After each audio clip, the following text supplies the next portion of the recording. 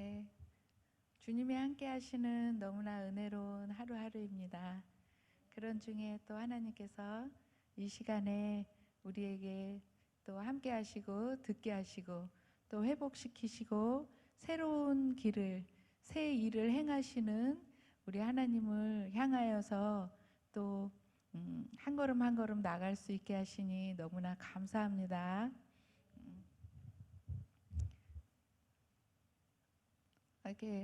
이렇게 마음에 새길 수 있도록 제가 또 다시 재차 반복하겠습니다. 태초에 하나님이 천지를 창조하셨습니다. 할렐루야. 네, 땅이 혼돈하고 공허하며 흑암이 깊음 위에 있고, 혼돈하고 공허하며 흑암이 깊음 위에 있고, 하나님의 영이 수면 위를 운행하셨습니다. 말씀으로 빛이 있으라 하고 첫째 날 이 세상을 창조하시기 전 이 상태는, 이 땅의 상태는 혼돈, 모든 것이 혼란스럽고 제 자리에 있지 않고 어지럽고 정신없고 그렇게 표현하죠, 우리가요. 혼돈하고 그다음 공허하고 텅 비어서 아무것도 없어서 도대체 무엇으로 채워야 만족함이 있을지 끝간데 없이 비어있는 그런 상태. 그리고 어둠이 도대체 어둠이 너무나 깊어서 그 캄캄함을 더 이상 표현할 수도 없을 만큼 어두운 그런 상태에 하나님께서는 말씀으로 모든 것을 창조하시고 모든 것이 제자리에 있게 하시고 그 제자리를 벗어나지 않도록 해와 달과 빛난 별들에게도 그 드넓은 우주 공간에 그 모든 것들이 창조되었음에도 불구하고 어디론가 추락하지 않고 그 하늘에 마치 매달려 있는 것처럼 제 자리에 있게 하셨습니다. 질서를 지키게 하셨습니다. 그리고 그 아무것도 없는 그 공간에 하나님의 것으로 피조물을 만드셨습니다. 그래서 하나하나 다 채워 넣으시고 그 모든 것들이 생명력이 있게 하셨습니다. 그리고 그 깊은 흑암 가운데 빛을 말씀으로 만드시고 그 빛으로 온 우주 만물 가운데 하나님의 영광이 드러나지 않는 곳이 없게, 하나님의 영광이 미치지 않는 곳이 없게, 하나님의 영광이 숨기우지 않게 모든 하나님의 영광으로 우주 만물을 채우셨습니다. 그리고 여섯째 날 사람을 만드셨습니다. 흙으로 아담을 만드셨습니다. 그런데 다른 생물들도 만들었죠. 동물과 하늘의 새들과 바다의 생물까지 만드셨죠. 그렇지만 그 모든 것에는 창조된 사람과 만들어진 재료는 똑같아요. 흙. 그렇지만 분명히 구별된 것이 있었는데 그것은 하나님의 영이었습니다. 하나님의 영이 사람에게는 함께 하였습니다. 그래서 사단이 그 하나님의 영광을 가로채기 위해서 하나님과 너무나 똑같은 형상으로 만들어진 사람을 견딜 수가 없어서 어떻게 하질 못해서 사람을 속이기 위해서 뱀에게 들어갔죠. 뱀의 습성이 너무나 간교하였기 때문에. 그래서 뱀이 나중에 사람을 속이고 벌을 받을 때 더욱 저주를 받았다. 너는 다른 들짐승들보다 더욱 저주를 받았다. 그거는 사람은 복의 근원이고 하나님과 같이 구별된 존재이지만 다른 피조물들은 하나님의 영이 함께하지 않으므로 육과 혼만 있는 그런 존재로 구별해 놓으셨습니다.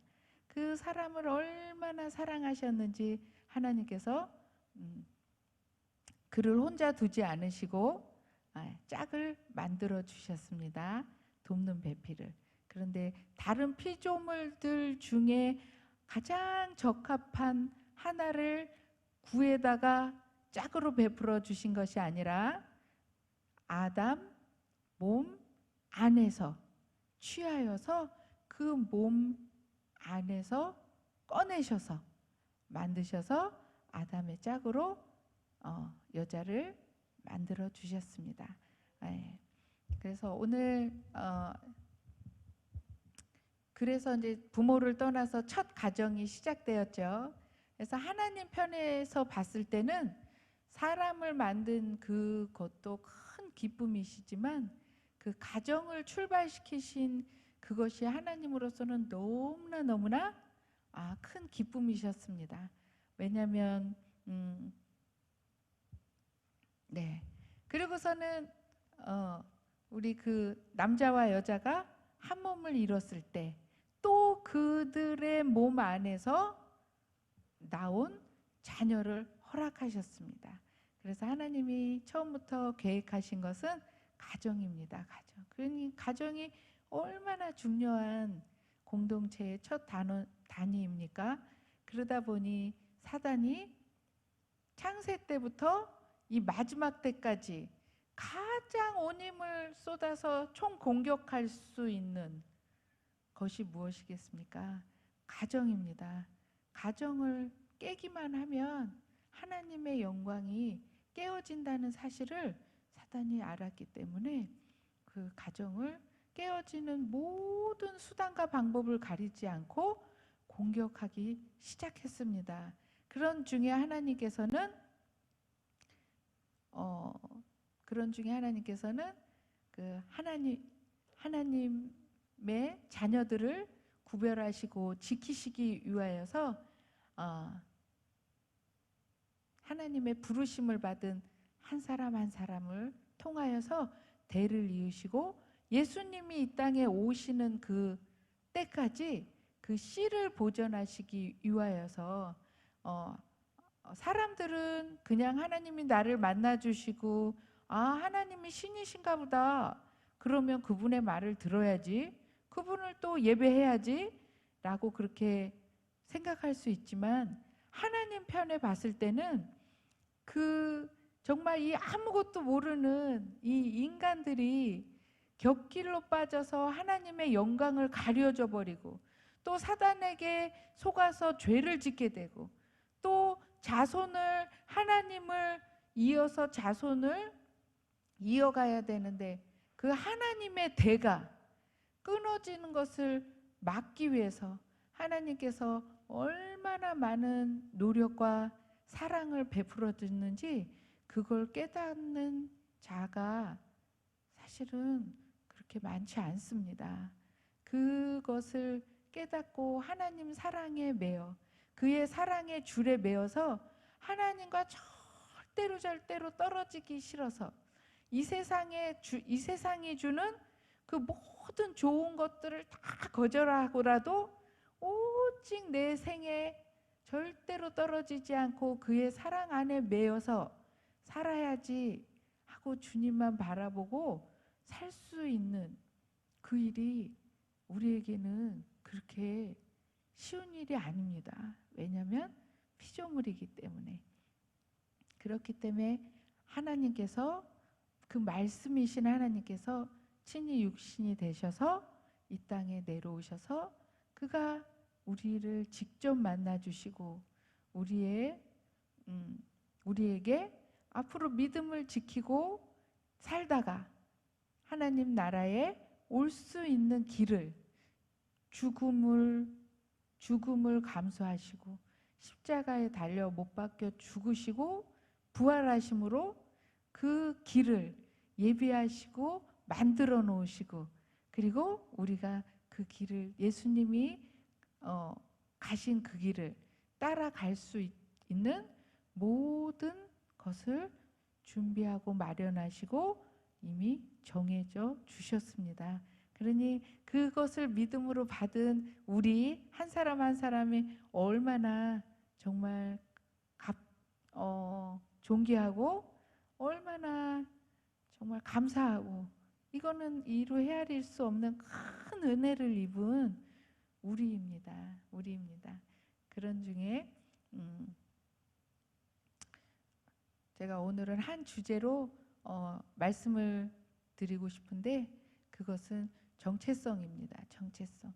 근데 그러한 사실을 아는 자만이 그 길을 갈 수 있고, 그 길이 얼마나 복되고 기쁨이 되고 말로 형용할 수 없는 감사인지 느끼고 알아야 그 길을 또 갈 수 있고, 또 다른 곳에 한눈 팔지 않고 이 땅에 눈 시선 돌리지 않고 오직 그 천국, 주님이 가시고 신랑 되신 우리 예수님을 만나러 가는 그 신부의 걸음걸음으로 이 땅을 살아내지 않으면 아무도 갈 수 없는 그 길, 오직 우리 주님만 바라봐야 갈 수 있는 길인데, 그것을 갈 수 있으려면 내가 누군지를 알아야지 그 길을 갈 수 있습니다. 그런데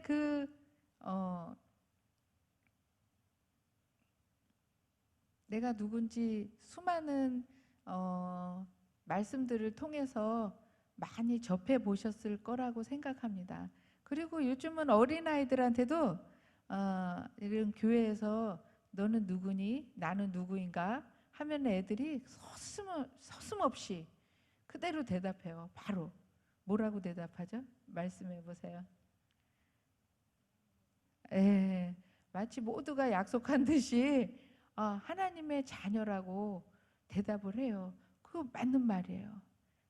하지만 내가 하나님의 자녀인 것을 알기 때문에 하나님의 자녀답게 사는 건 어떻게 사는 건지 아이들이 몰라요. 온통 마음을 이 세상 것에 빼앗겼기 때문에 지식으로는 하나님의 자녀인 것을 알아요. 대답도 할 줄 알아요. 그런데 하나님의 자녀로서 어떻게 살아야 되는지, 내게 주어진 권세가 무엇인지, 또 그걸 사용하면서 이 땅에서 당당하게 강하고 담대하게 살아가는 그 힘이 어떻게 사용해야 되는지 그걸 알 수가 없어요. 아는 친구를 아주 없지는 않은데 그런 친구를 만나기가 쉽지 않습니다. 부모도 마찬가지입니다. 그런데 그 정체성에 걸맞는, 각 사람에게 정체성에 걸맞는 가장 큰 대표적인 무엇이 있는데, 저는 뭐고, 집사님은 뭐고, 장로님은 뭐고 하는 그 사람이 누구나가 태어나면 나는 뭐야 라고 어디 가도 제시할 수 있는 가장 기본적인 정체성의 기본 단위가 있어요. 혹시 그게 무엇일까요? 정체성의 가장 기본 단위, 누구나가 다 갖고 있는 거. 맞습니다. 이름입니다. 이름은 자기 정체성을 표현하는 가장 큰 기본 단위입니다. 오늘 오전에 목사님, 다른 목사님을 통해서 말씀해 주셨는데, 이름은 정체성이자 성품이다. 그래서 아담이 하나님의 창조적 언어의 그 능력을 아담에게 부여하시고, 하나님이 만드신 모든 짐승들을 아담에게 이끌어내셔서 이름을 무엇라 짓나 보시려고 지켜보셨어요. 그랬더니 아담이 영이 연결돼 있으니까 짐승들이 오자마자 그냥 아는 거죠. 그냥 알아요. 본능적으로. 토끼, 코끼리, 기린, 그냥 알아서 말을 순서대로 하는 것뿐인데 그 이름대로 되었더라. 된 것이 이름이 된 게 아니라 아담이 이름을 부른 대로 그것이 되었더라. 예, 불러준 대로 되었더라. 아, 원래 그렇기 때문에 걔는 그거라고 불러 라는 것이 아니라 불렀더니 그대로 되니라. 그렇기 때문에 우리 말의 순서, 모든 사람들이 하는 말의 순서는 의유 상황을 내가 보니 딱 그거네 라고 보고서 말했기 때문에 그것인가요? 아니면 내가 말하는 것이 그것이 되었을까요? 순서적으로는 분명합니다. 그것을 오늘 꽉 잡으셔야 됩니다. 왜냐하면 우리 눈에 보이는 것들은 미혹되는 것들이 많고 왜곡되는 것들이 거의 있어요. 우리는 이미 나면서부터 있는 그대로의 것을 볼 수 있는 능력을 공급받지 못했어요. 부모님으로부터. 왜냐하면 하나님이 원래 주신 것들이 있는데 부모님께서 처음으로 이름을 지어주셨기 때문에 이름을 지어줘서 그 이름대로 살아내야 되는 일들이 있기 때문에 그리고 부모님들이 바라보는 현재의 세상 것들을 자녀에게 말해줬기 때문에 자녀가 사실은 이렇게 살고 있는데 부모님들은 자녀를 키우면서 내가 저렇게 되라고 말하지 않았는데 내가 원하는 대로 내 눈에 보기 좋지 않은 모습을 봤을 때 제가 왜 저러는지 모르겠다고 보통들 그러세요. 난 한 번도 저렇게 하라고 시킨 적이 없는데 애들이 이상하다고. 근데 하나님께서는 분명히 말씀에 자녀는 태의 열매라고 하셨고 또 좋은 나무가 좋은 열매를 맺는다고 하셨고 그 다음에 부모를 떠나서 출발한 그 부부가 자녀를 낳아서 키웠기 때문에 순서가 닭이 먼저인가요? 계란이 먼저인가요? 닭이 먼저인 게 이미 말씀상에 나와 있는데 우리는 세상 이론에 젖어서 자신도 모르게 지금도 의문을 갖고 있어요. 지금도 누군가가 닭이 먼저야 계란이 먼저야 그러면 글쎄 이러세요. 닭이 먼저죠. 그렇듯이 자녀에게 일어나는 모든 모습과 표현될 수 있는 모든 기능의 그 태도와 현재의 어떤 상황은 누구로부터 비롯됐다? 부모. 그리고 그 아이의 이름이 정체성이 되는 이름을 그 아이가 자기 이름을 짓고 나오진 않았을 거예요. 아니에요. 그죠? 그러니까 부모든 어떤 그 아이와 관련된 권위자가 그것을 분명히 받아들이고 지어서 그 아이한테 그렇게 크라고 지어준 이름이잖아요. 그러니까 그 아이는 그 이름대로 살 수밖에 없는 거죠. 그렇기 때문에 그 아이가 그 이름을 가지고 만들어져서 아무것도 몰라 자기는 그냥 배고프면 울고 졸려도 울고 짜증나도 울고 똥 싸서 뭔가 불편해도 울고 표현할 수 있는 거라는 그거밖에 없어. 그러다가 뭔가 모르게 자기를 기쁘게 하는 어떤 것들이 눈에 보이기 시작하면 그거에 반응해서 웃어.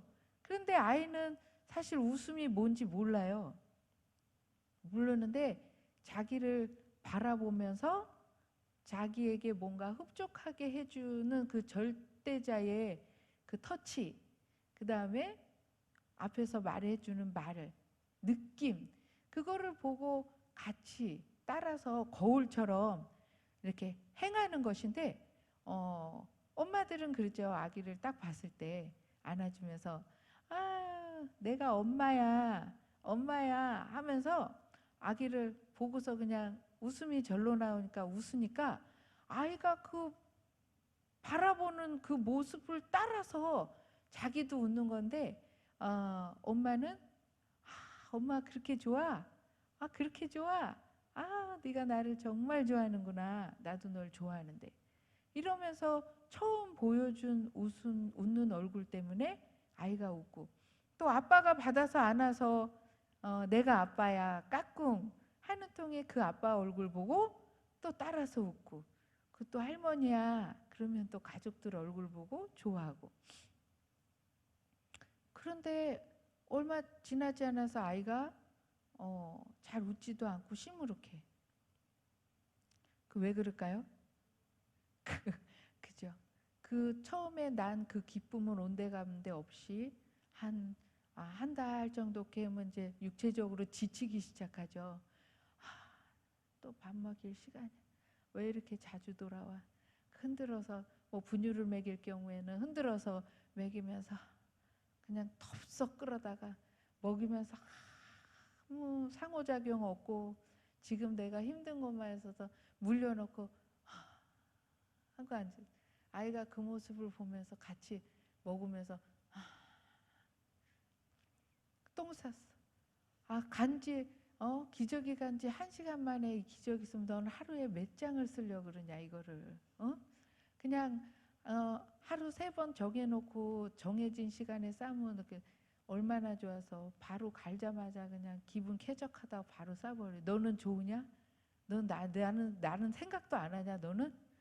그러면서 하고 싶은 말 내 감정대로 다 하고 그 다음에 빨아도 쌓이는 옷 때문에 지치고 왜 네 옷은 사랑하잖아요. 사랑하니까 삶고 이러면서 부모님들의 얼굴과 정서적인 부분 그 다음에 아빠와 엄마가 피곤에 쌓여서 서로 몸이 건조하게 하는 말들 들으면서 그 다음에 나중에는 그러죠. 젖 물릴 때도 이제는 안아서 물리는 거 너무 지쳐.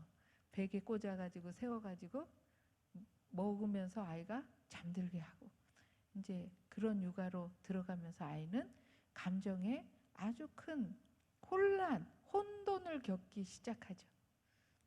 그러면서 조금 더 크면서 엄마와 아빠가 교대로 자녀를 볼 때 아빠도 알고 엄마도 아는데 도대체 엄마가 아빠보다 높은지 아빠가 엄마가 시키는 대로 하기 시작하고 그리고 엄마가 명령만 하면 아빠가 나를 자꾸 챙기기 시작하고 그래서 저분이 제일 높은 사람인가 보다.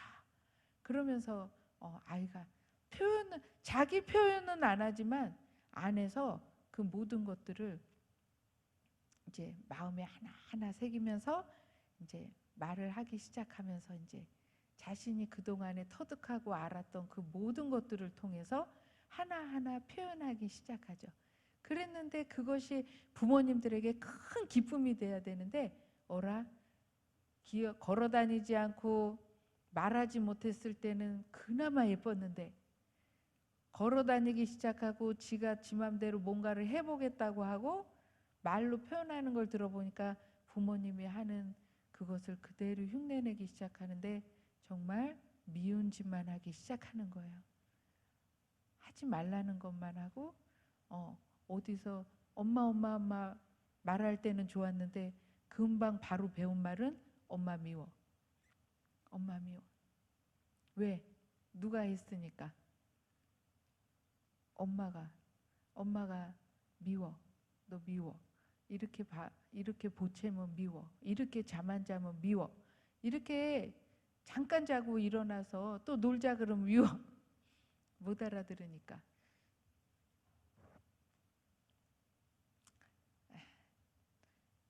제가 옆으로 좀 많이 샜습니다. 그래서 이름으로 돌아가겠습니다. 성경에 보면은 하나님이 친히 지어준 이름이 있어요. 사람에게. 그죠? 그 다음에 아버지가 이름을 지어준 자녀도 있어요. 성경상에. 그리고 엄마가 지어준 이름이 있어요. 대표적인 하나씩 해볼까요? 하나님이 이름을 직접 네 이름은 뭐다 아니면 무엇라고 하여라 하고서 이름을 낳기도 전에 가르쳐준 사람 누구가 있을까요? 대표적으로 예수님. 오늘 오전에 설교에도 임마누엘 전해주면서 예수라 하라 하셨죠. 삼손. 또 한 분만 누가 있을까요? 응? 이스마엘. 그죠? 이름을 직접 지어주셨어요. 그러면 아빠가 자녀 이름을 지어준 경우는 또 누가 있을까요?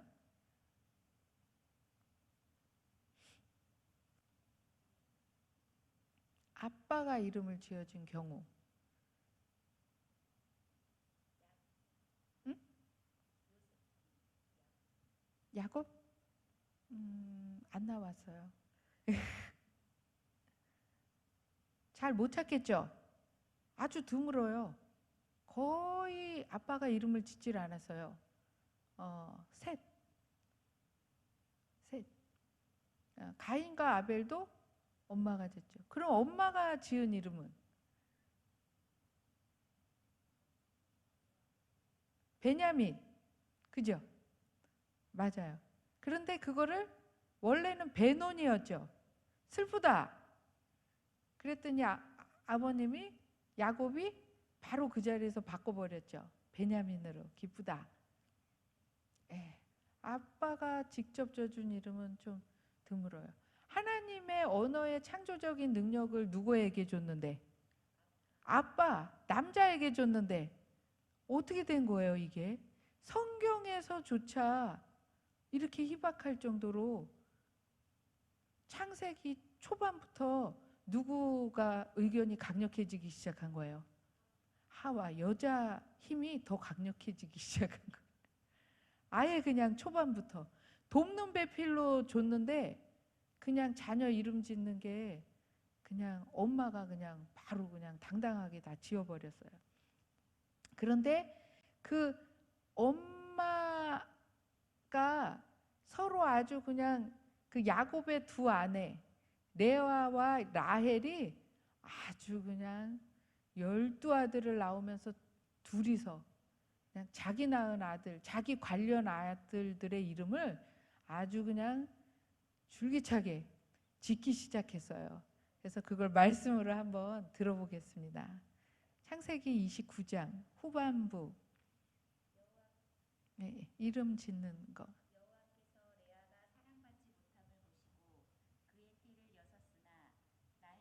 잠깐 마이크 대시는 거예요? 그냥 소리가.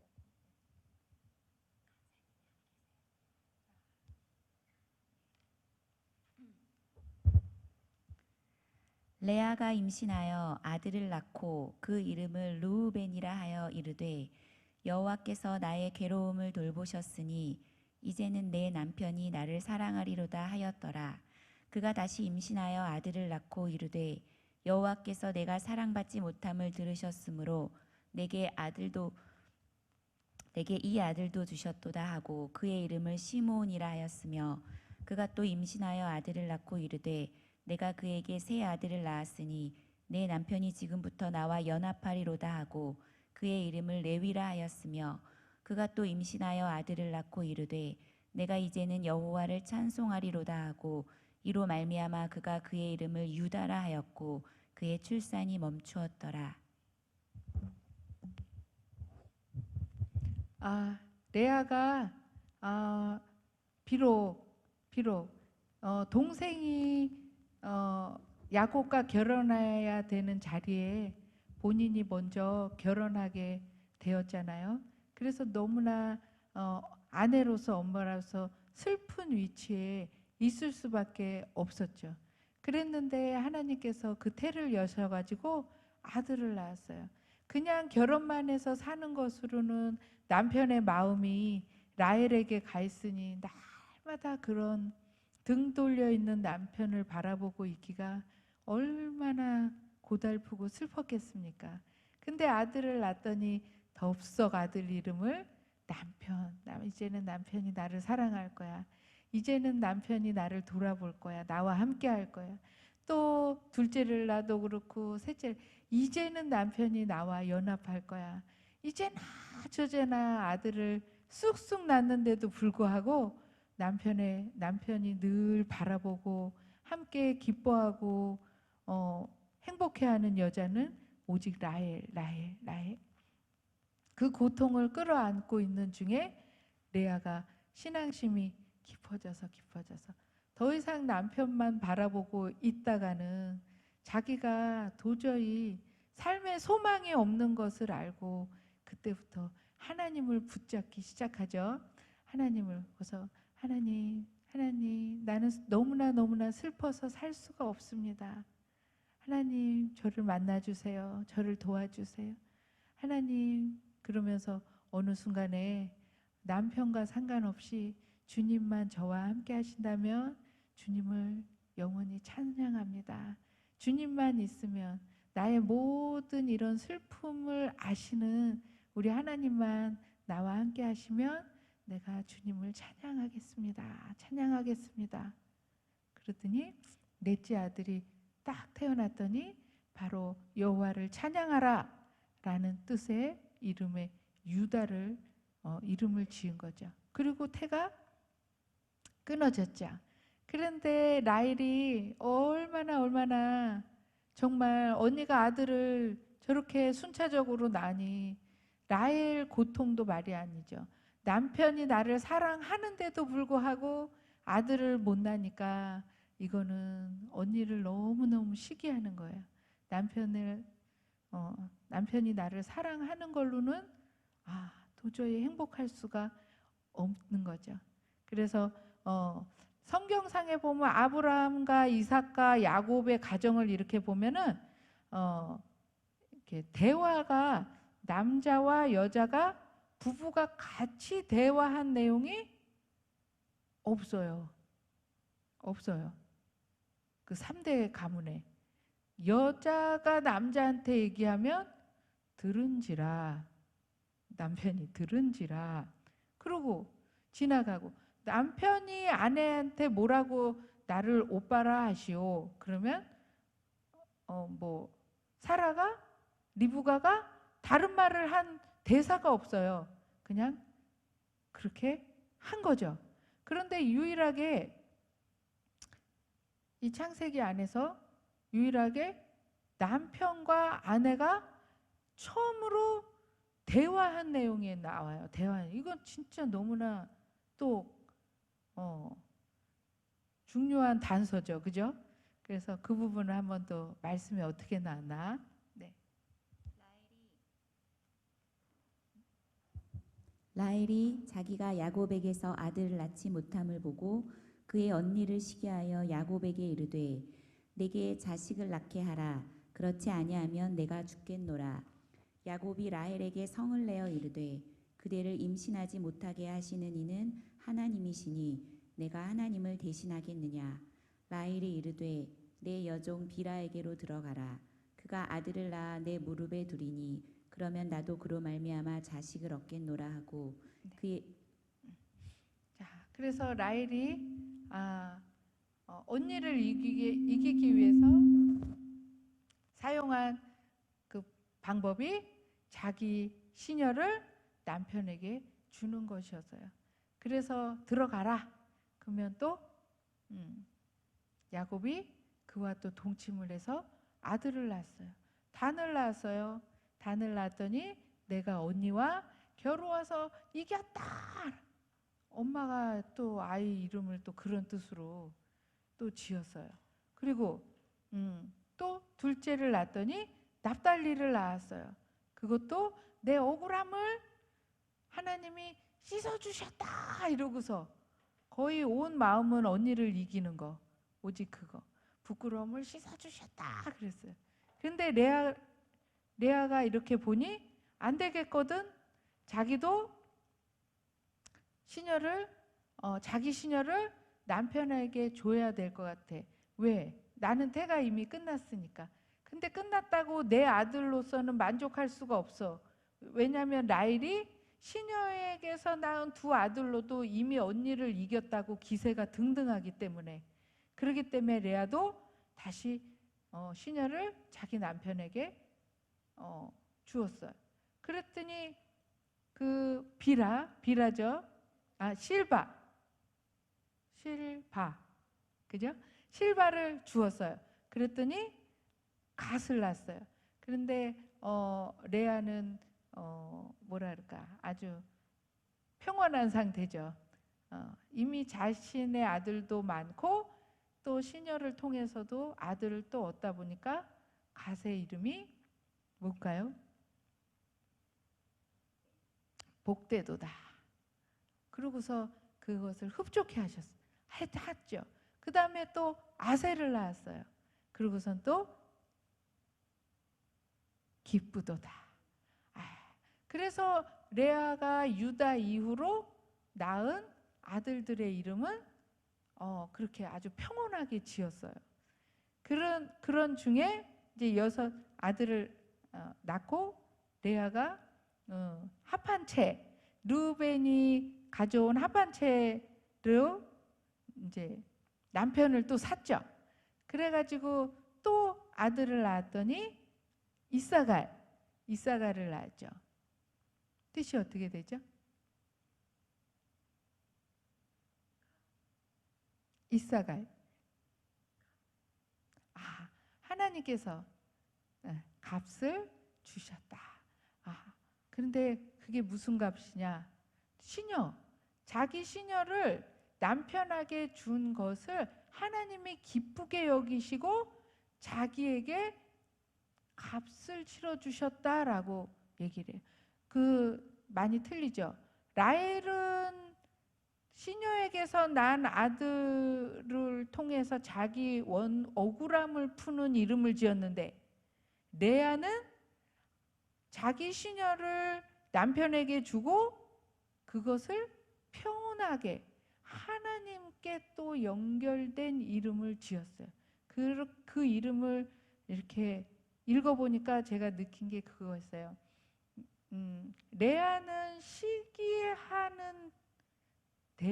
시기심을 발동해서 시녀를 줬지만 레아는 라헬을 시기해서 시녀를 준 것이 아니라 그 남편을 너무 사랑하고 남편으로부터 인정받고 싶기 때문에 자기는 이미 아들을 넷이나 낳기 때문에 굳이 또 다른 여자를 남편에게 줘서까지 자기가 자녀를 낳고 싶은 생각이 있었을까요? 없었을까요? 그게 더 굴욕적이었을 거예요. 그럼에도 불구하고 남편에게 주었다는 거죠. 왜냐하면 그 자신이 첫 번째 부인이라는 그 자리를 지키기 위해서 원치 않은 일을 할 수 없이 한 거예요. 그런데 그걸 통해서 하나님이 내 마음을 아시고 또 나한테도 이렇게 동등하게 자녀를 허락해 주셨구나 하는 고백을 자녀의 이름에 한 거죠. 그러고 나서 다시 자녀를 낳았을 때 그 자녀 둘 이름도 너무나 평온하고 복되도다. 이제는 남편이 나와 이 정도쯤 되면 6 아들을 낳고 또 시녀에게서 2 아들을 내 편의 아들로 낳고 8을 낳을 정도면 이제는 더 이상 내 자리가 남편이 나를 영원히 나와 함께, 그러니까 이제는 남편이 나를 사랑할 거야 라는 이런 소망은 없고 이제는 남편이 나와 영원히 함께 할 거야, 그 소망을 말한 거죠. 그랬더니 나중에 그 조상이 묻히는 무덤에 같이 묻힌 그 4명의 아내 중에서 같이 묻힌 아내는 누가 됐어요? 네, 레아가 됐죠. 그 하나님 앞에서 아내 된 자, 엄마의 자격으로 구하는 그 말과 이름이 그대로 이루어진다, 안 이루어진다? 이루어집니다. 그래서 이름대로 지었어요. 그런데 하나님이 라헬의 태를 여셔서 10번째 아들 요셉이 태어났어요. 그랬는데 그 라헬이 요셉의 이름을 또 뭐라고 지었을까요? 네. 어떻게 지었을까요? 어떤 뜻으로? 읽어주세요. 말씀.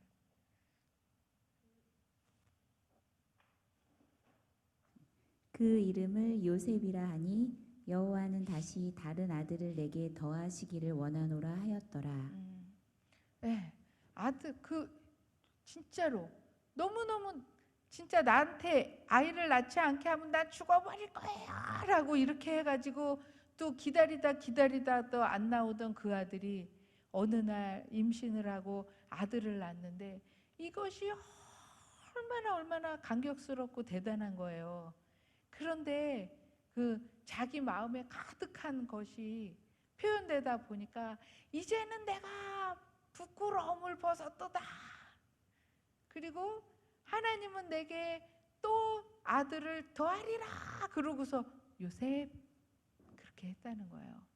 그 라헬은 그 남편의 그 충만한 사랑을 받으면서도 오직 자기 자신의 틀 안에서 벗어나지를 못하는 거죠. 그리고 진짜 그 라헬의 말대로 라헬이 두 번째 아들을 갖게 됐어요.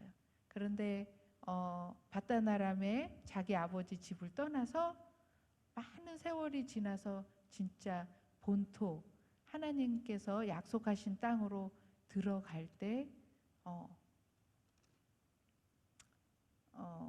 베델에 도착하고 베들레헴 가는 길에 거기서 출산하면서 그만 죽고 맙니다. 그래서 그 아버지가 계신 곳 헤브론 그 땅에 들어가지 못하고 길에서 장사하는 일이 생기게 됩니다. 그런데도 불구하고 레아가 자녀를 낳으면서 이름을 명명한 그대로 둘째를 낳게 하나님께서 허락을 해주셨어요. 그런데도 그 둘째를 낳으면서 자신의 처지를 이름에다 붙여서 슬픈 이름을 지었을 때 남편이 그 이름을 그 자리에서 바꿔주는 일이 생겼습니다. 그래서 이 엄마들이 자녀를 낳고 키우면서 그 자신의 처지로 바라보는 것을 아이들이 자랄 때 말로 표현을 해요. 듣든지 아니 듣든지. 지금 이런 거는 이런 일 때문에 그런 거야. 너가 지금 공부를 못하는 것은 너희 아빠가 머리가 나빠서 그런 거야. 그 다음에 네가 이렇게 못지않고 고집을 피우는 건 무엇 때문이야.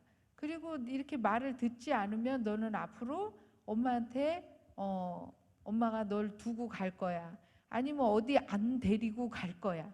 이러면서 엄마가 해주는 그 모든 말들을 아이가 어릴 때부터 하나하나 들으면서 속에 겉사람은 육신은 있는데 이 속사람을 하나하나 채우는데 그게 정체성이에요. 그 나서 이름을 짓고 그 다음에 부모가 그 아이에게 해주는 모든 말이 하나하나 속에 채워지고 뇌에 각인돼서 그 사람의 정체성이 되는 거예요. 정체성. 그러면 제가 묻겠어요.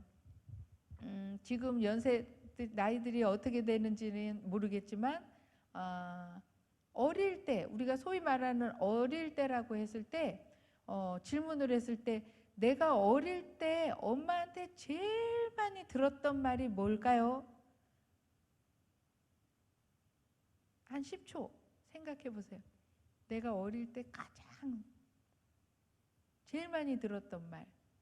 예, 우리가 이제 오늘 여기가 되게 편하니까 가족적인 분위기로 누가 이렇게 저는 이 말을 제일 많이 들었어요.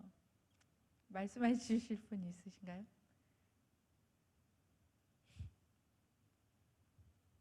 아니면 나를 부를 때 내 이름 말고 나를 또 우리 가족 간에 또 따로 불렀던 뭐 다른 호칭이 있을까요? 호칭?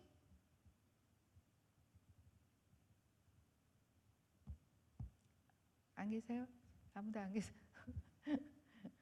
네. 아니 그러면 이름 말고 호칭 말고 부모님이 나에게 제일 많이 했던 말, 자주 들려주셨던 말 한 문장.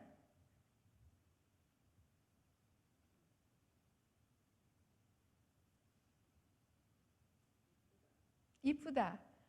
볼 때마다 넌 참 예뻐. 딸아, 넌 참 예뻐. 예. 착하다. 좋습니다. 넌 참 착해. 아주 너무 들으면 지금까지 기억나고 그 말 때문에 기분 좋죠. 예. 또 다른 말 들으신 분 있으십니까? 저 같은 경우에는 제가 우리 아이들에게 많이 실수한 부분인데요. 이게 어디 고백하기 사실 되게 창피한 부분이에요. 저는 아주 짧고 간단하게 불렀어요. 우리 아이들 제일 많이. 야. 그래가지고 그 야가 애교스러울 때는 야 이렇게 부르고 저기 아주 급할 때는 야 이렇게 부르고 그 다음에 딱 부러지고 뭔가를 제어하기 위해서는 야 이렇게 불렀어요. 그것도 반대로 또 제가 제일 많이 들었던 말도 있어요. 근데 사실 그 말은 사실 하고 싶지도 않아요. 꼭 저는 이런 말을 들었어요 라고 하고 싶지가 않아. 왜냐하면 난 들을 때마다 싫었기 때문에. 그래서 그런 말도 있었어요. 그런데 또 다른 사람의 이렇게 간증을 들어보면 대부분 부모님들이 어렸을 때 한 어떤 그 지속적인 자기를 명명한 그 말들이 있어요. 그런데 또 경상도랑 사투리를 보면은 아주 그 사투리 때문에 전형적으로 온 그 도에 있는 사람들은 다 그냥 자녀를 그렇게 부르는 그런 말들도 있어요. 예를 들어서 복수, 문디, 가시나 이러면서 이거는 누구라 할 게 없이 모두가 사용하는 말들인데 그 자녀들은 그게 좋은지 나쁜지도 모르는 상태에서 그냥 나는 듣기 싫은데 사방에서 다들 그러고들 사니까 할 수 없이 나는 싫은데 할 수 없이 피할 길이 없어서 듣고 자라서 어느새 그게 내가 정체성이 돼 있는지도 몰라서 나이가 한참 들어서 보니까 나도 내 자녀에게 같은 말을 쓰고 있으면서 그거 아이들이 싫어하는지 모르면서 그 말을 전수한 거죠. 전수. 그러고서 그 자녀들이 그 말을 듣기 싫다고 얘기하는데도 불구하고 계속 하시고 어느 때는 본인 자신을 자식들한테 얘기할 때도 나도 우리 부모가 불러서 어떤 사람은 이게 멍청이도 있잖아요. 멍청이. 바보도 많이 쓰잖아요. 그래서 하면은 본인이 부모님 스스로가 부모님을 난 바보라서 그래. 난 멍청이라서 그래. 나는 가시나라 그래. 이렇게 하면서 그게 정체성이에요. 그 짧게 불러준 이름이라고 명명한 그 단어 하나가 그 사람의 전 인생에 있어서 정체성의 중심부가 된다는 거죠. 그렇다면 다행이다. 나는 아직 그런 말은 안 했는데. 그러신 분들은 되게 복되신 분들이에요. 그런데도 불구하고 생각해 보세요. 그럼 나는 지금 우리 아이들한테 좋은 말, 늘 한결같이 우리 아이들을 부를 때 해주는 말이 뭐가 있지? 라고 또 물었을 때 해줄 수 있는 말이 있습니까? 다른 분이 말씀해 주세요. 자랑 좀 해주세요. 저는 저희 아이들에게 늘 반복해서 해주는 말이 있어요. 귀에 딱정이 앉을 정도로. 그래서 아이들이 알아. 그만 좀 안다고 라고 할 정도로 해주는 말 있어요? 좋은 말? 뭘까요? 사랑해. 네. 또 부를 때마다 온유한 인서 이렇게 불러요? 가끔 대화의 장이 열렸을 때? 그냥 부를 때? 아이가 무척 힘들어하지 않을까요? 에? 즐거워해요? 그 말을 들으면요? 뭐 제발 그만하라 소리는 안 하고? 그거는 다 커서는 얘를 좀 바꿔봐야겠다 해가지고 좋은 말을 이제부터 나는 써야겠다 해가지고 붙여서는 정말 부담스러운, 그래서 그것 때문에 관계가 좀 어려워질 수 있는 명명이에요. 그러니까 그런 좋은, 아주 그런 좋은 거는 언제 해줘야 돼요? 언제 해줘야 돼요? 아니, 네, 그것도 맞지만 언제 해줘야 돼? 아기 때. 아기 때 처음 이 세상의 것들을 맨 처음 알아갈 때, 정체성이 확립되지 않았을 때, 이름을 불러줄 때, 뭐뭐한 누구야, 예쁜 누구야, 하나님의 아들 누구야, 충성스러운 누구야, 기쁨이 누구야, 사랑이 누구야 라고 불러줬었어야지 컸을 때 그것이 자기 마음에 인정이 되지. 그렇게 자기가 못 자라가지고 지금 막 분노 조절 장애에다가 매일 나가서 어디 꾸중을 듣는든가, 부모님이 심심치 않게 부모님한테 야단을 맞고 있는 존재라는 걸 자기 자신이 알고 있는데 이름을 붙이면 좀 어렵죠. 그 아이가 그걸 받아들이기가 어려워요. 그러니까 이 영아 때의 이 부모님의 언어가 얼마나 중요한지 몰라요. 그래서 이름을 정말 하나님과 연결되어서 하나님 안에서 이 아이가 어떻게 자라가기를 소원하는 이름으로 지어주고, 그 이름에 합당한 이름대로 부모가 불러줘야 되고, 맨 처음부터. 그 다음에 여기 하나가 아주 핵심적인 것이 또 하나 있는데, 그게 뭐냐면 이름을 지었으면 당연히 부르죠. 그런데 어떤 아이는 이름을 뭐라고 부르냐면 모세라고 불러요. 모세라고 지었어요. 어떤 아이는 부모님이 신실한 신앙심을 가지고 얘를 다니엘이라고 이름을 지었어요. 그 다음에 어떤 이삭이 또 제일 많아요. 큰 환난 없이 복을 많이 받은 존재이기 때문에 이삭이라고 이름을 지어주는 경우가 많아요. 그런데 여기에 이름만 불러준다고 되는 게 아니라 그 이름에 합당한 부모의 언어가 뒷받침이 되지 않는 한 그 아이는 그 이름대로 자라기가 너무 힘들어요, 세상 가운데. 그리고 그걸 자기 자신이 받아들이고 그 이름대로 살아낼 수 있는 힘을 갖기가 너무나 힘들어요. 예를 들어서 제가 옛날에 저기 주일학교 선생님을 할 때 저희 반에 모세가 있었어요. 그래서 와, 너희 부모님이 보통 믿음이 아니면 야, 이 이름은 쉽게 짓지 못하는데, 근데 아이가 자기 이름 불리는 걸 무척 싫어했어요. 근데 어느 날 제가 길을 가는데 모세를 만났어요. 비닐에 뭘 이렇게 들고 가는 거예요. 슈퍼에서 막 나와가지고. 그래서 모세야, 어디 가니? 했더니 심부름 왔어요. 뭐 샀는데? 했더니 소주요. 그런 거야. 그랬더니 왜? 누가 심부름 시켰어? 했더니 아빠요. 왜? 근데 모세한테? 그랬더니 네. 그랬더니 그렇구나, 알았어. 그리고 헤어졌어요. 그리고 나서 주일날 교회 왔을 때 제가 이거 너무 심각해가지고 물어봤어요. 모세야, 부모님이 두 분 다 믿으셔서 너 이름을 지어주신 거 아니야? 그랬더니 모세가 네, 맞아요. 우리 엄마랑 아빠랑요 옛날에 하나님 잘 믿었어요. 근데 지금은 안 믿어요. 그래서 지금은 교회 안 다니세요. 그래서 저만 다녀요. 그렇게 얘기를 하는 거예요. 신앙심이 좋을 때 지어놓고 그 뒤에 진짜 그런 일들이. 그 아이는 계속 모세라고 명명을 하고, 예사 이름이 아니기 때문에 세상 가운데 나가서 살 때 이 아이가 살기 너무 힘들어요. 너무. 그런 이름 많잖아요. 그죠? 한나, 에스터.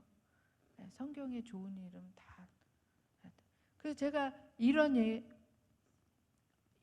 예를 들어서 저희 아들한테도 야 진짜 모세, 다니엘 이런 이름을 가진 애들은 참 삶이 아주 좀 쉽지 않을 것 같아. 그랬더니 엄마 아들 이름은 생각 안 해보셨어요?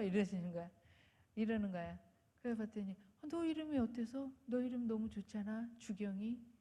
주님을 경외하라. 그거 그렇게 살기가 엄마 쉬운 것 같으냐고. 내가 진짜 이름이 불릴 때마다 주님을 경외해야 되는 그 부르심 앞에 늘 다시 돌고 하는데 너무 힘들다. 너무 지켜내기 부담스러운 이름이에요. 제 딸 이름은 여경이에요. 여호와를 경외하라. 부모님의 신앙심에 충성심으로서는 그냥 거뜬히 그 이름을 명명할 수 있지만 자녀들에게 그 이름에 합당한 저것을 주지 못했어요. 그런데 하나님께서는 하나님의 아들 예수님을 이 땅에 보내시면서 예수라 하라 라고 이름을 정해주시고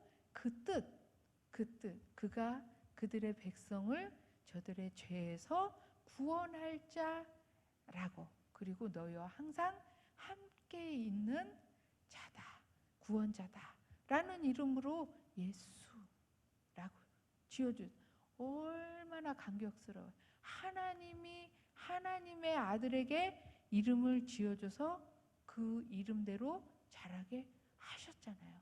그래서 육신의 이름으로 그대로 자랐잖아요. 그런데 진짜 예수님이 그렇게 살 수밖에 없었던 가장 큰 힘은 뭐였었냐면, 하나님이 그렇게 예수님을 보내놓으시고 그걸로 끝내신 것이 아니고, 너는 너의 사명을 그대로 다하고 내게로 다시 돌아와라 라고서 하고 보내신 걸로 끝내신 것이 아니라 하나님이 예수님에게 하신 일이 있어요. 그것이 무엇이냐면, 세례 요한에게 세례를 받으신 후에 하나님이 하신 일이 뭘까요? 성령이 비둘기같이 내려서 말씀이 들리신데, 이는 내 사랑하는 자요 내 기뻐하는 아들이라고. 그 두 가지를 말씀하셨어요. 왜냐하면 우리 이 육의 부모님들은 자식을 예쁘다 하면서도 사랑해 하고 해요. 그리고 매를 때려놓고도 뭐라 그래요? 사랑해 라고 해요. 그리고 공부를 가르치고 학교를 보내면서도 내가 너를 학교를 보내는 건 사랑해서야 라고 보내요. 그리고 밥을 줄 때도 사랑하기 때문에 준다고 얘기하고, 밥을 빼앗아서 안 주고 벌을 세울 때도 이게 너를 사랑해서 그러는 거야 라고 말을 해요. 아이들은 혼란스러워요. 그리고 공부를 잘하게 하기 위해서 학원을 보내는 것도 너를 사랑해서라 그러고, 아이는 싫은데.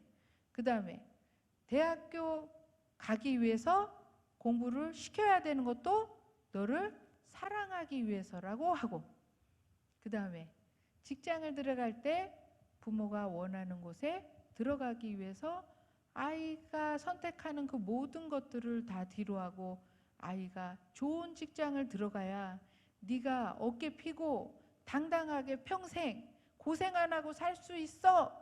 그렇기 때문에 반드시 이 직장을 들어가야 돼 라는 것도 사랑하기 때문이라고 말을 하고, 네가 조건이 좋고 좋은 집안에 배우자를 만나서 결혼을 해야 되는 것도 아무나 만나면 안 된다고, 네가 덥석 좋아하는 사람과 살아서는 안 된다고, 부모 허락 없이는 안 된다고 하는 그 말 또한 사랑하기 때문에. 그래서 아이들이 어려서부터 클 때까지 이 사랑이라는 이 단어의 정체성에 혼란을 겪어요.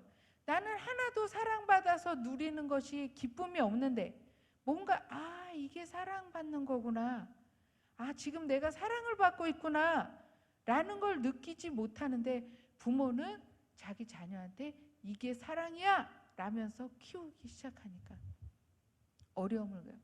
그런데 하나님께서는 그걸로 끝내지 않으시고 뭐야? 넌 기쁨이야. 근데 기쁨은 거짓말이 될까요? 안 될까요?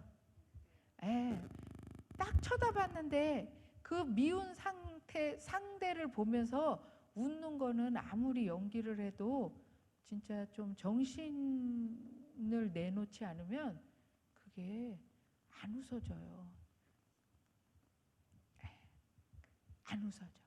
그러고서는 그 한심, 자녀를 키우면서 해줄 거 사랑하기 때문에 해줄 거 다 하면서도 한심 충만한 상태에서는 기쁘다가 안 돼요. 그거는 절대로 감출 수 없어요. 사랑은 감출 수 있어도 기쁨은 화를 내면서 이게 기쁨이야 라고 말할 수가 없고, 정말 한숨을 쉬면서 널 보니 기뻐서 한숨을 쉬는 거야 라고 말할 수 없고, 화가 나서 눈에 힘이 들어가서 입술을 깨물면서 널 보며 기뻐라고 말할 수 없어요. 그래서 자녀를 키울 때는 사랑으로 키울 수 없어요.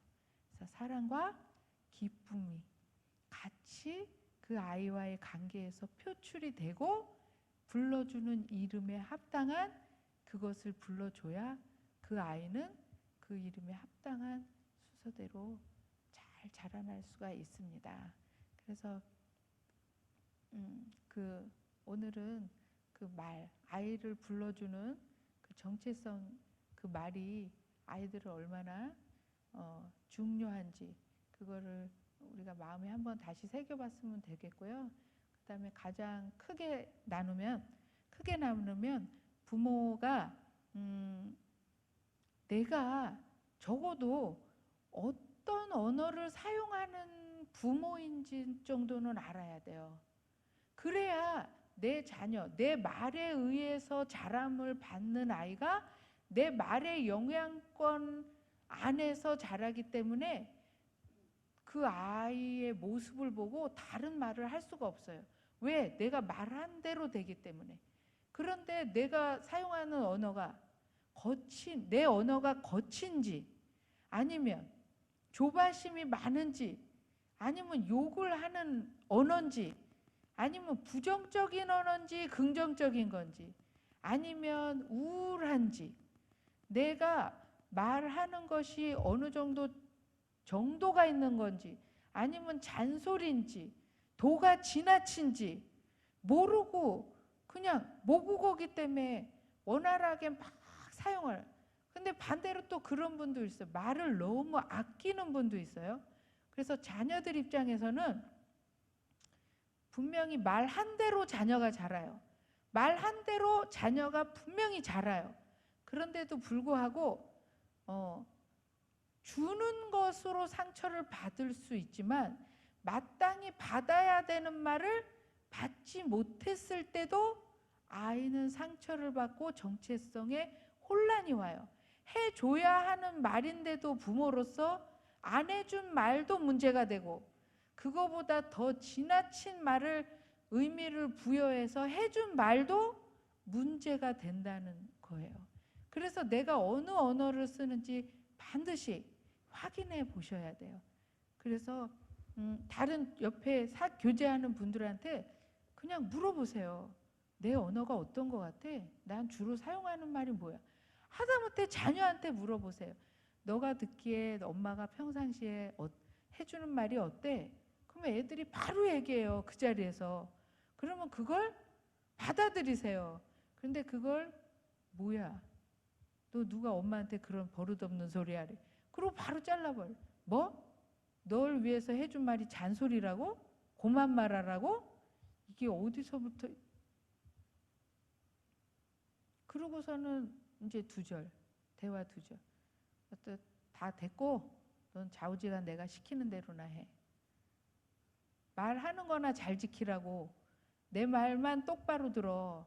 그러면 세상에 나가서 절대 실패하지 않아. 그러면서 오히려 물었다가 더 큰 단도리를 해서 아이가 두말하지 않게 그냥 해버리죠. 그래서 말해줄 거, 말이 너무 과묵하신 분도 이 엄마는 좀 수다장애인 게 나아요. 과묵한 것보다는. 그래서 말을 적당히 해야 될 때 정확히 해야 되고, 지나치게 하는 거 두절하고, 부정적인 언어를 사용하면서 내가 부정적인 언어를 사용하는지 전혀 모르는 부분도 있어요. 그래서 짧게 간단한 예만 하나 드릴게요. 이게 이제 실감 나는 예인데요. 옛날에 요즘 배구 시합하잖아요. 농구도 시합하고, 배구 농구 시합하면 양쪽 팀이 있고 감독님이 있잖아요. 막 하다가 경기를 막 뜨겁게 하다가 한쪽 팀이 이게 더 이상 이대로 나가면 점수가 현저하게 지겠다 싶으면 작전 타임을 부르잖아요. 그러면 이제 선수들이 각 팀의 감독님 앞에 가서 딱 모여요. 그러면은 이제 카메라가 따라가요. 요즘 최근에 그렇더라고요. 카메라가 따라가서 감독님 밑쪽에서 선수들이 막 동그랗게 서 있고 감독님이랑 작전판 놓고 막 얘기를 해요. 두 팀이 모여서. 그러면 이제 그게 방송으로 다 나오죠. 그런데 한쪽 감독님은 이렇게 말해요. 야, 지금 뭐 하는 거야? 지금 경기를 하자는 거야, 말자는 거야? 너 아까 그때 그 발을 떼었었어야지. 그리고 그걸 치면은 그 자리에 있으면 어떡해? 네가 그쪽으로 달려가서 막아서 올렸었어야지. 이런 식으로 하면은 계속 우리 지는 거 몰라? 그러면서 너는 뭐 하냐? 점프 그 정도밖에 안 해? 더 높이 뛰어야지. 그리고 막아야지. 그리고 그러면서 한 사람 한 사람의 실수를 신랄하게 그 작전 타임 시간에 하면서 뭐 시간이 다 돼가면 어떻게 해요? 잘해? 정신 차리고 제발 잘하라고 막 이래가지고 정신을 쏙 빼놓고 앞으로 어떻게 해야 될 작전을 세워야 되는데 조금 전에 실책한 걸 다 기억해가지고 그 자리에서 다 쏟아부고 선수를 내보내요. 그래놓고 화이팅해! 그러면 이러고서 나가요. 근데 한쪽은 들어오면은 감독님이 한쪽은 또 이래요. 잘했어. 요대로만 하면 돼. 조금만 더 힘면 돼. 조금만 더 힘면 돼. 아따 고지가 보인다. 고지가 보여. 그리고 아까 그거 잘했어. 그래. 그러면서 그거 할 때 너가 약간 빠지기만 하면 돼. 같이 너무 적극적으로 달려들지 마. 약간 빠져. 그래. 그렇게만 하면 뭐 문제 없어. 그리고 기분 편하게 알았지? 좋아. 자, 화이팅! 이러고 내보내요. 그럼 선수들이 그냥 아자 이러고서 나가서 막 해요. 괜찮아. 이대로만 나가. 막 이래요. 그 경기가 완전 결승전이야, 결승전. 그래서 열심과 막 화이팅과 그 고도의 스파르타 훈련을 해서 프로급으로 올라와서 연봉 받고 거기에 합당한 치열한 스펙과 재능을 다 발휘해서 하는 경기예요. 그럼에도 불구하고 그 말의 힘에 의해서 맥을 못 추고 속수무책으로 저는 지는 팀들을 너무나 경험을 자주 했습니다. 그렇기 때문에 내가 가장 사랑하는 내 자녀, 내 남편, 내가 열심을 가지고 푸시를 하고 끌어당긴다고 밀고 내 거를 다 헌신해도 내가 사용하는 언어의 정체성부터 내가 알지 못하고서 너 잘 되라고 하는 그 모든 것들은 수많은 부작용과 오류를 내고 허송세월과 많은 돈을 낭비하면서 관계력이 다 산산이 깨지는 일을 만들게 됩니다. 그렇기 때문에 이 말, 엄마가 해주는 말, 자녀를 세우는 말, 남편을 세우는 말, 그 다음에 내 언어를 먼저 확인하세요. 모르면 다른 사람한테 물어요. 가족들이 이미 다 알고 있어요. 알고 있는 걸 그 소리 듣기 싫다고 잘라서 그래요. 듣고 하나님 앞에 가지고 나 자신을 가지고 나아가세요. 나아가서 하나님, 제가 하나님이 세워준 그 가정의 직임의 자리에서 합당하게 쓰임받을 수 있는 아름다운 존경받는 엄마, 공경받는 엄마, 그 다음에 사랑받는 아내의 역할을 감당할 수 있게 해주세요 라고 기도하시면 될 것 같습니다. 그래서 이것을 저와 늘 나누면서 나도 그렇게 살아보겠습니다 라고서 하면서 그 이전에 자녀를 키우는 그 마음가짐의 자세를 점검하고 새로운 어느 포인트서부터 새로운 삶을 한번 살아보기로 결심하면서 이렇게 삶을 살면서 자녀를 예쁘게 키우는 사례를 제가 봐서 오늘 또 간증으로 초청했습니다. 한번 들어보세요. 네, 안녕하세요. 김은숙 집사입니다. 이은주 전도사님과 함께 이런 나눔을 통하여 제가 가지고 있었던 실수와 그동안 아이들에게 했던 것들에 대해서 수정하고 또 고치고 또 그렇게 해나가면서 제가 변하고 아이들이 변화되었던 것들 중에 가장 제일 1번으로 했던 것은 저도 언어를 고치자였습니다. 말을 바꾸는 것을 연습을 많이 했고 처음에는 제가 어떤 말을 하는지 저도 떨리는 마음으로 아이들에게 물어봤을 때 이렇게 한숨 먼저 쉬고 말하는 그 습관이 저한테 있었더라고요. 그러니 아이들이 저한테 말을 걸 때 이렇게 한숨 먼저 쉬고 엄마를 부르는 모습을 제가 봤습니다. 근데 마음을 늘 새롭게 하고 아이들이 부를 때 언제든지 웃을 준비를 하고 상큼하게 대답해 주려고 애를 썼습니다. 그러기를 한 3년 지나고 나서 엄마가 너한테 많이 해주는 말이 엄마가 나한테 많이 엄마 하면 떠오르는 말 그걸 무엇이냐고 물어봤었습니다. 그랬더니 큰아이는 아이들이 이렇게 순간적으로 물어보기 때문에 그냥 순간적으로 대답을 하는 말이 잘했어? 잘 있었어? 사랑해? 긍정적인 말이 나오더라고요. 둘째 아이는 굉장히 사랑스럽게 제가 많이 대했거든요.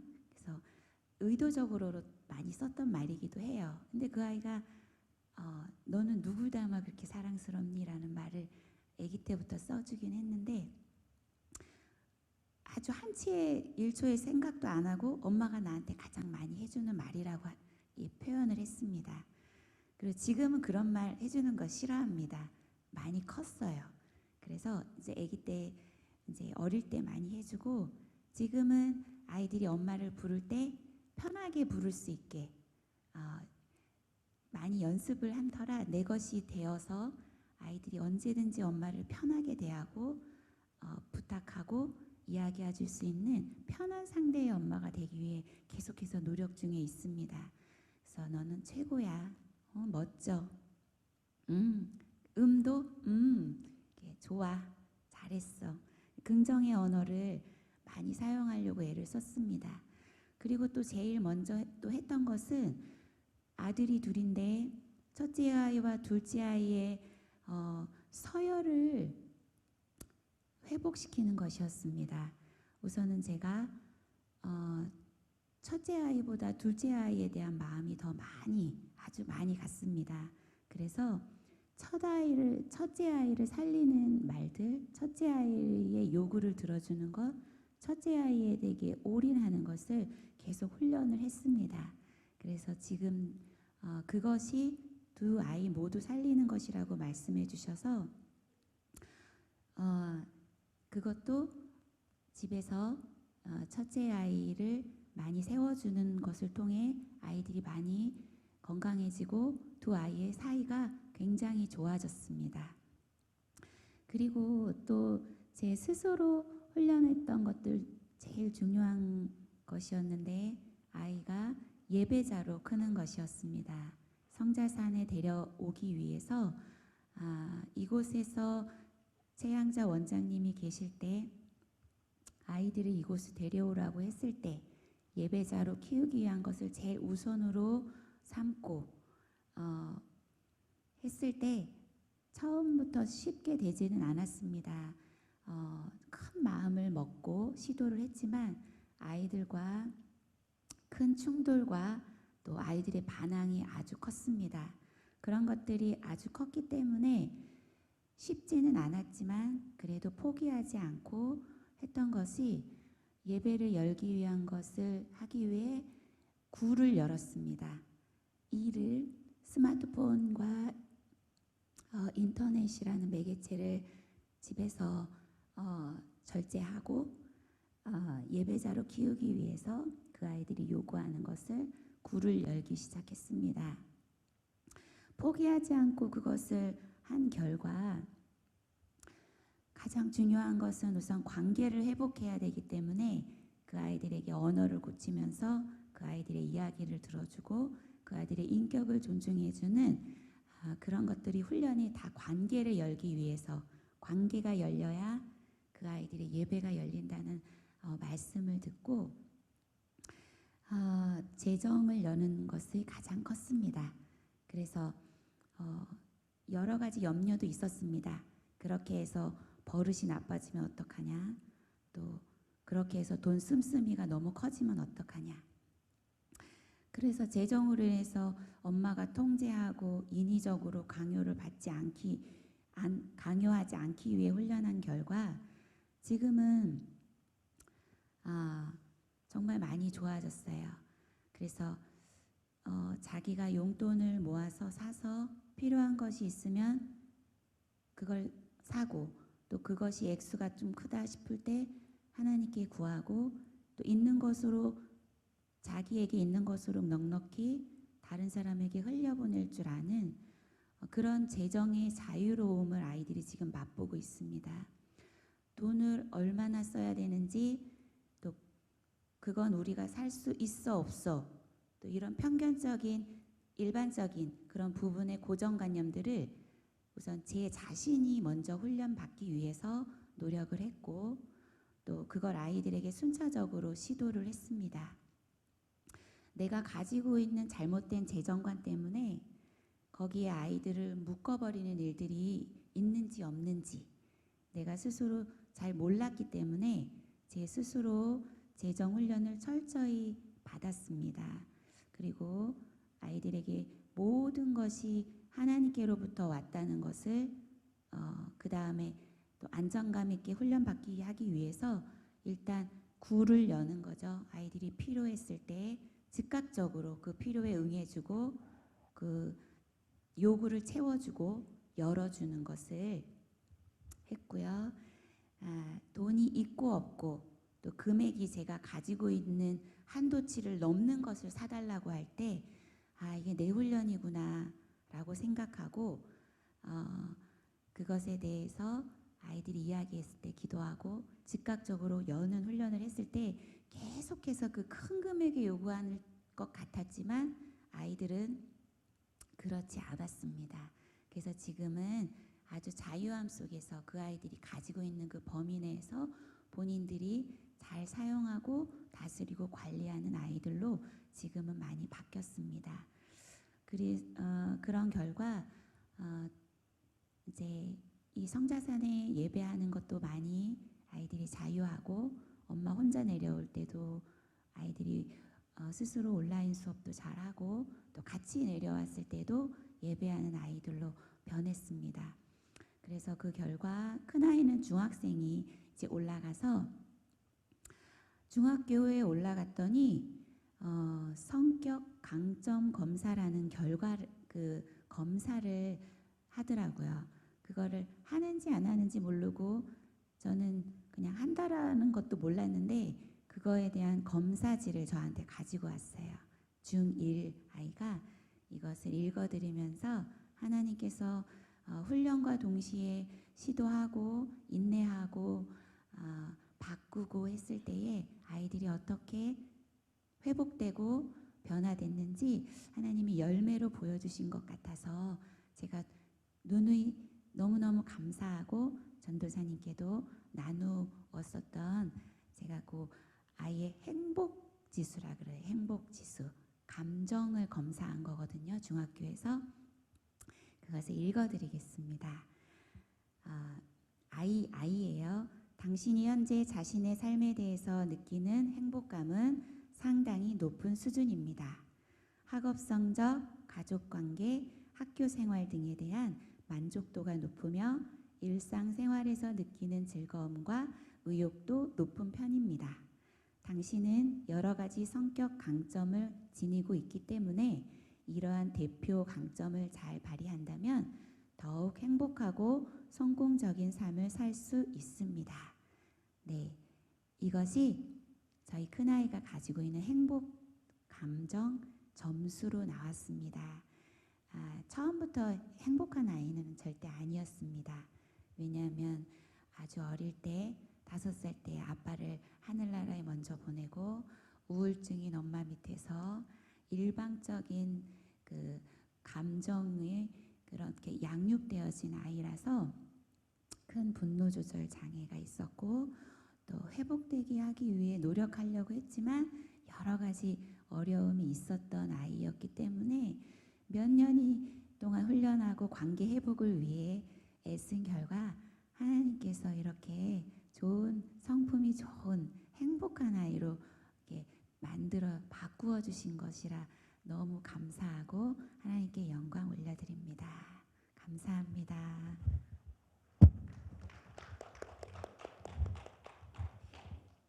네, 감사합니다. 그래서 오늘 이렇게 저도 사실 지금 저기 하는데 하나님께서 이렇게 시범적으로 이렇게 마음 편하게 우리 가족 너무나 가족적인 분위기에서 저를 훈련시키시느라고 이 3일 동안에 그동안 너가 마음에 담고 있던 것들을 한번 이렇게 표현해봐라 라고 하셔서 불러주신 것 같아요.